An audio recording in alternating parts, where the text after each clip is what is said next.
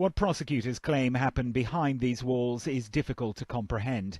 That for 30 years Dr. Kermit Gosnell performed illegal late-term abortions here, inducing the birth of babies up to the 8th month of pregnancy and then killing the viable newborns with scissors.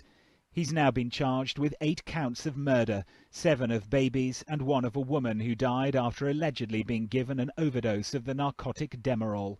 Children were born and then killed.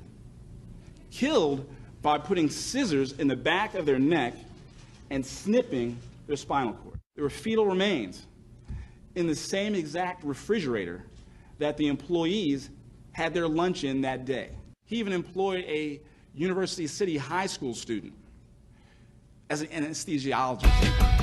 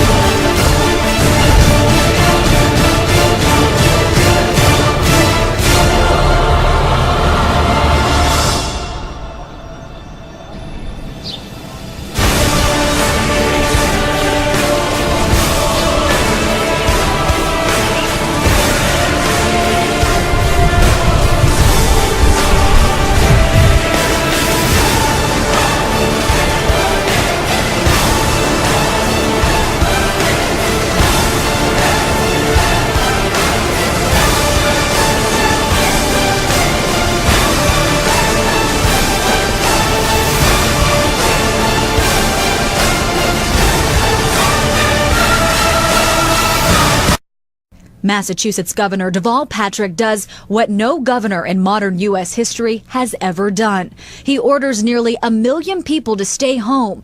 The greater Boston area shut down. Heavily armed officers in Watertown search for the suspect, house to house.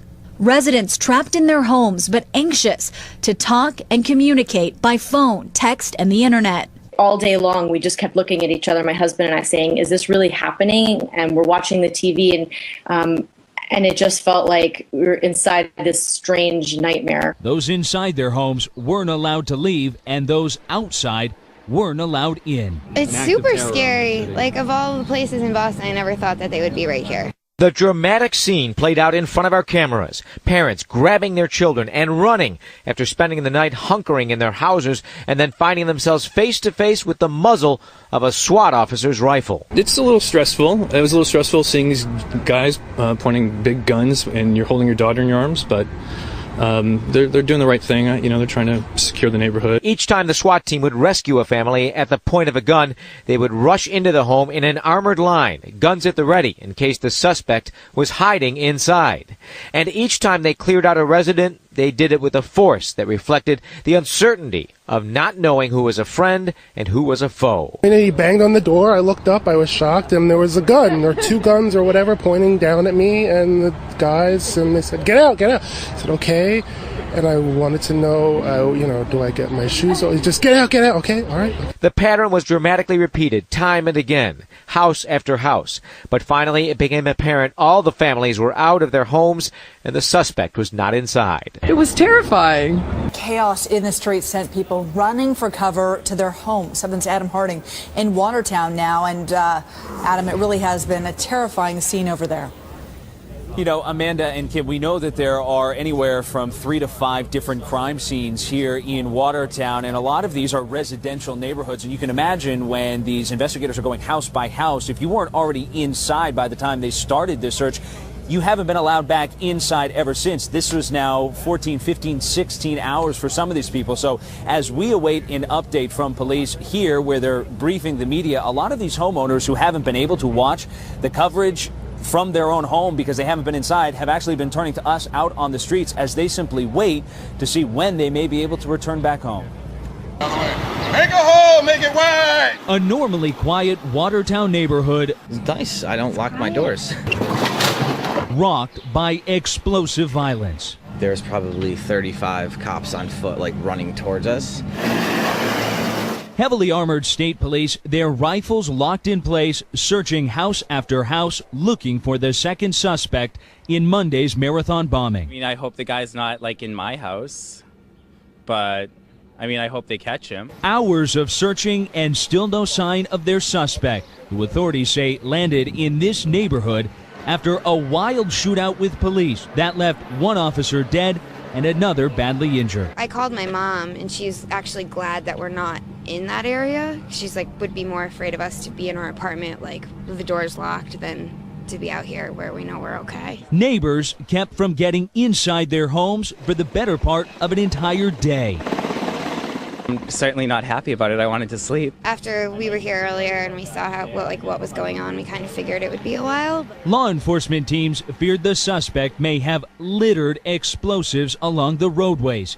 Those inside their homes weren't allowed to leave, and those outside weren't allowed in. It's super scary.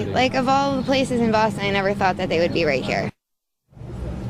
And it really has certainly been a nightmare for these homeowners, going on now 16 hours without getting inside. Many of them say, though, despite the sleep, they appreciate all of the work. They understand why they're not allowed back inside. They're doing their best to remain hyper vigilant, though admittedly a lot of them are just cautious and wondering when they may be able to return back to their home. But of course, until an arrest is made, it may be some time. Live in Watertown, Adam Harding, 7 News.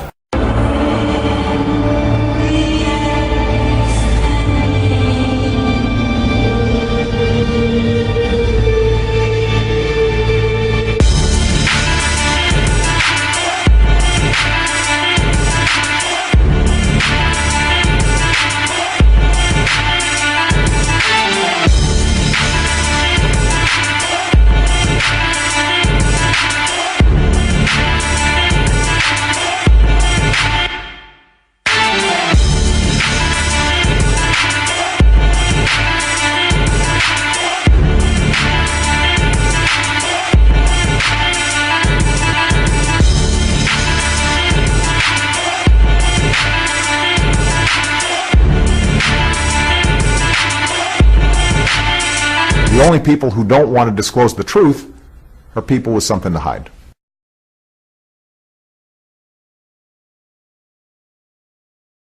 Well, what they're doing is actually contracting with a private company to look at what's going on and get a better picture of the cyberspace landscape. So they have paid, the Department of Homeland Security has paid a company about $11 million, and they look at Facebook, they look at Twitter, they look at YouTube.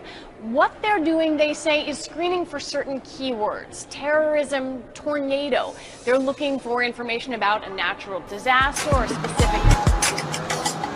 We have an Optimum card. Do you have a discount card? No. Chapters card. No, what's that? Here's the plan.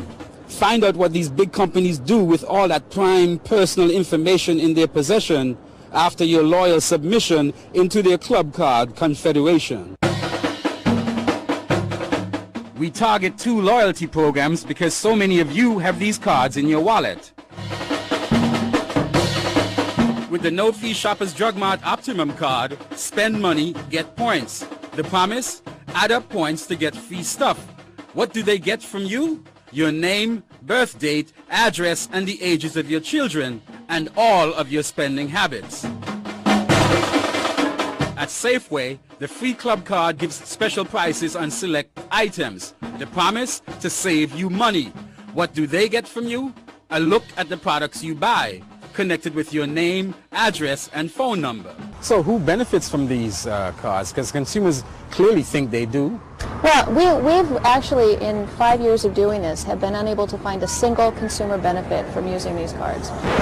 But hold on a second. We thought these cards are all about saving a dime. So we launched Project Grocery Bag. We shop at 4 different grocery stores, including a Safeway. We buy the same 10 items in every store. The tally at the real Canadian Superstore, $18.38. Our corner market is almost $5 more at $23.15. IGA is just a few cents up at $23.59. But the big jump comes at Safeway, where the total hits $28.10. That's almost $10 more than at Superstore. But with the Safeway Club Card savings, the total drops to $26.22. Still more than the other 3 stores, but they tell us we've saved almost $2. What we advise people to do is find a store that doesn't have the card. Because we are essentially, with our shopping dollars, we're funding this whole monster. We are funding the system. We're funding the databases. We're paying the salaries of the people who are collecting this data on us. We are essentially paying to build our own data business Smartphone in your here. pocket, multiplied by millions worldwide, is giving academic researchers a God's eye view of the world. Almost 3/4 of the world's population has a mobile phone for conversation and internet access. Physicists, urban planners, and social scientists are eagerly weaving millions of these electronic threads of data into patterns of people on the move, through studies that until now were all but impossible. That dynamic ebb and flow of data reveals the invisible nervous system of our information age and the internet economy. Using these, a company called Sense Networks, founded by computer scientists at MIT and Columbia University, used cell phone data to map trends in urban nightlife. They can follow the crowds around fashionable restaurants and trendy bars. This animation shows how people in San Francisco move from hotspot to hotspot over the course of an evening. This animation turns 300 million posts via Twitter in a day into a dynamic national mood map that shows how our collective emotions change during the day, moving across the country like a weather front. The green is a measure of our good feeling, red shows our unhappiness, and by this measure, Americans are happiest in the morning and late evening. It's one in a wave of ambitious social network experiments underway in the US and Europe to track our movements, probe our relationships, and ultimately affect the individual choices we all make. Last decade, the U.S. government has expanded its domestic surveillance networks to unprecedented levels. From rows of street cameras to airport pat-downs, many say civil liberties and privacy are at stake. RT's Anastasia Chirkina has the story from the U.S.'s most monitored city. Welcome to Chicago, the most watched city in the U.S. From old-school blue light cameras to cameras with state-of-the-art technical capabilities, watchful lenses fill the streets. In what has been dubbed Operation Virtual Shield, thousands of public and privately owned security cameras have been put in place and linked together, creating a capsule of surveillance over the entire city more extensive than anywhere else in the United States. Officials say it's worth the price, but privacy concerns are at a peak. Over 1,200 security cameras located throughout the city are said to be powerful enough to be able to zoom into a text of a book or even a text message. To journalist Salim Muwakil, the concept of privacy in the U.S. is long gone. We've become inured to this surveillance attitude that law enforcement has taken. Salim says Chicago increasingly resembles the chilling anti-utopia described in George Orwell's legendary novel 1984. Where every word, action, and even thought was monitored by Big Brother. The surveillance state. The only thing that's missing are the microphones that advise us on how to live our lives. This is nothing more than the watchful eye of Big Brother keeping track of your every moment. 7 Action News reporter Julie Bonovich gives us a closer look at this high-tech system from Farmington Hills. Your attention, please. That voice you hear, your attention, please, came from this streetlight. Please stand by for a public safety announcement. In each lighting fixture or in each lighting pole, there's a processor very much like an iPhone. And it takes inputs and outputs, it talks back and forth, and the poles actually talk to each other. LED video screens and cameras add to the wireless infrastructure that is remotely controlled. It can provide entertainment, save energy, make announcements. This is a security alert. And it even counts people for police. The system is also capable of recording conversations, and by spring of next year, there is a good chance you could see them popping up in your city. This is a security alert. Security alert.